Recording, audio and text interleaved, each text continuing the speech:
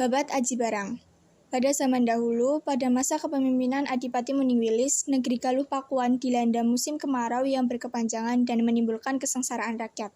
Wabah penyakit dan tindak kriminal pun ikut meningkat, sementara para punggawa dan hulu balang belum mampu menghadapi situasi tersebut. Ketika mengalami kesedihan menghadapi negeri yang sedang terancam, istri Adipati yang sedang hamil menginginkan daging kijang berkaki putih. "Baiklah, aku akan mencari kijang berkaki putih untukmu," kata sang Adipati. Adipati Muningwilis dengan kuda dawuk ruyung dan ditemani 2 pengawalnya pun berangkat mencari kijang berkaki putih. Sebulan berlalu, namun Adipati tidak juga menemukan kijang tersebut. Ketika mereka berburu ke arah timur menyusuri Sungai Citandui, sampailah sang Adipati beserta 2 pengawalnya di suatu gerumbul, bernama Gerumbul Gunung Mruyung. Ternyata gerumbul itu merupakan sebuah perkampungan para berandal yang sering datang untuk mengacau di negeri Galuh Pakuan. Di gerumbul tersebut, Adipati dirampok oleh Abu Lawang. "Serahkan hartamu atau aku akan menghancurkan kadipatenmu," ucap Abu Lawang. Seluruh bawaan, bahkan kuda sang Adipati dirampas olehnya. Adipati pun pulang dengan raut kesedihan di wajahnya. Sampainya di kadipaten, kesedihan yang dirasakan Adipati langsung hilang setelah mengetahui bahwa putranya telah lahir. Kebahagiaannya bertambah ketika ia ditunjukkan adanya tanda hitam di lengan kiri si bayi yang konon merupakan Toh Wisnu, yang artinya bayi itu kelak akan menjadi seorang yang besar, yang berbudi luhur dan bijaksana. Namun kegembiraan itu tak berlangsung lama. Pada malam keempat kelahiran putranya, perampok gerombolan dari Gunung Mruyung datang dan menghancurkan kadipaten. Prajurit dan pengawal tidak bisa mengalahkan mereka. Barang-barang dirampas dan seluruh kadipaten dibakar habis.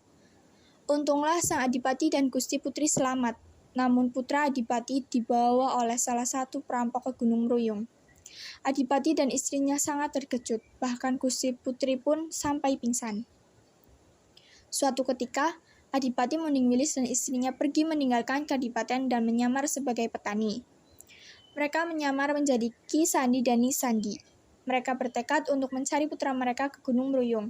Namun mereka menyadari bahwa hal itu berbahaya, jadi mereka pun berjalan ke arah lain. Bertahun-tahun putra Adipati tumbuh di Gunung Mruyung. Dia tumbuh menjadi pemuda yang gagah dan rupawan. Sifatnya baik, berbeda dengan kedua orang tua angkatnya yang merupakan seorang perampok. Pemuda itu dinamai Jaka Mruyung. Hidup bersama orang tua angkatnya membuat Jaka Mruyung merasa sangat kesal dengan pekerjaan yang dilakukan oleh mereka. "Ayah, mengapa kamu terus-terusan merampok?" tanya Jaka Mruyung. "Aku merampok agar kita bisa hidup," jawab ayah angkatnya. "Jika kau tidak mau berhenti, maka aku akan pergi dari sini," ucap Jaka Mruyung.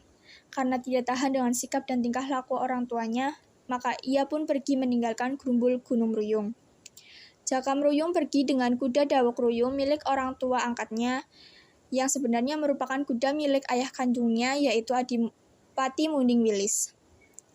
Jaka Mruyung tiba di suatu kampung di kawasan Dayuh Luhur dan bertemu dengan seorang kakek. Dia adalah Ki Mranggi, seorang mantan prajurit sakti kerajaan Majapahit dan kini menjadi pembuat rangka keris. Jaka Mruyung mengabdi di rumah Ki Mranggi dan selama pengabdiannya, dia banyak belajar hal baru yaitu membaca, menulis, membuat keris, dan ilmu keprajuritan serta kedikdayaan. 6 tahun kemudian, Jaka Mruyung seolah mendapat ilham agar meneruskan perjalanan ke timur. Sebelum meninggalkan rumah Ki Mranggi, dia berpesan agar pendukuhan yang menjadi tempat singgahnya diberi nama Dukuh Penulisan, karena disinilah dia belajar menulis. Dia pun melanjutkan perjalanannya dan berhenti di perbatasan Kadipaten Kutanegara di sebuah padang rumput yang hijau, bagaikan permadani yang dihamparkan atau digelar. Tempat tersebut dinamai Gumelar. Di situ, dia bertemu dengan pemuda dari Dukuh Cilangkap yang bernama Tlangkas. "Wahai pemuda, apa kau tahu di mana letak hutan Pakis Aji?" tanya Jaka Mruyung kepada Tlangkas. "Hutan itu berada di selatan Kutanegara dan sebelah timur Dukuh Cilangkap," jawab Tlangkas. "Baiklah, terima kasih." Setelah singgah sejenak, Jaka Mruyung melanjutkan perjalanan menuju hutan Pakis Aji. Sementara itu, Adipati Muningwilis dan istrinya yang terus melanjutkan perjalanannya pun tiba di dukuh penulisan daerah Dayuh Luhur. Keduanya singgah pula di rumah Kim Ranggi. Mereka bertukar pengalaman dan banyak bercerita. "Sebenarnya kami sedang mencari putri kami," kata Adipati Muningwilis. "Oh, kalian adalah orang kedua yang singgah di sini. Sebelumnya ada seorang yang singgah di sini, dia bernama Cakam Ruyung, dan dia memiliki toh wisnu di tangannya," ujar Kim Ranggi. Mendengar hal tersebut, Adipati dan istrinya merasa sangat senang. Mereka yakin apa yang diceritakan Kim Ranggi itu adalah anaknya, karena keduanya memiliki ciri-ciri yang sama. "Dia memiliki ciri-ciri yang sama dengan anakku. Dia pergi kemana, Ki?" tanya Adipati. "Dia pergi ke arah timur," saut Kim Ranggi. Adipati dan istrinya langsung pergi meninggalkan rumah Kim Ranggi dan memang sudah digariskan bahwa mereka berdua pun sampai di Dukuh Cilangkap dan bertemu dengan orang tua Telangkas, pemuda yang pernah memberikan petunjuk kepada Cakam Ruyung. "Permisi Tuan, apakah kau melihat seorang pemuda yang menaiki seekor kuda melewati jalan ini?" tanya Adipati. "Ya, saya melihatnya pergi ke arah hutan Pakis Aji," jawab ayah Telangkas. Sudah tak dapat dipungkiri, Adipati merasa sangat gembira dan segera melanjutkan perjalanannya. Sedangkan Cakam Ruyung kini sudah sampai di kaki bukit sebelah barat hutan Pakis Aji. Dia terus berjalan ke arah selatan dan menyeberangi sungai yang airnya racak-racak. Sungai itu kemudian dinamai Kali Racak. Di pinggir bukit, ia melihat pohon yang berbuah. Lalu ia bertanya pada orang yang lewat, "Apa nama buah itu?" Orang tersebut menjawab dengan bahasa Sunda, "Iya mah, gondang amis." Artinya ini adalah buah gondang yang manis. Kelak tempat itu menjadi Grumbul Gondang Amis. Dari situ, Cakam Ruyung terus menyusuri pinggiran hutan sampai ke timur. Ternyata tempat yang disinggahinya banyak dihuni burung jalak. Tempat itu pun diberi nama Pejalakan. Cakam Ruyung sampai di belokan Kali Datar. Dia menemukan sebuah gedung yang di atasnya banyak burung serwiti. Gedung itu kemudian diberi nama Gedung Serwiti. Setelah mengelilingi hutan Pakis Aji, sampailah dia di pinggiran utara. Ia melihat orang-orang sedang membuat tambak ikan.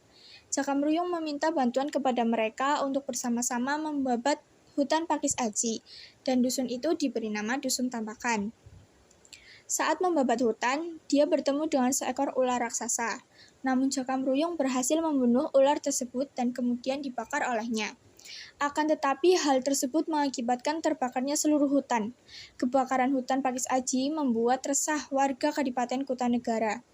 Sang Adipati yang memimpin pun memanggil Cakam Ruyung ke kadipatennya.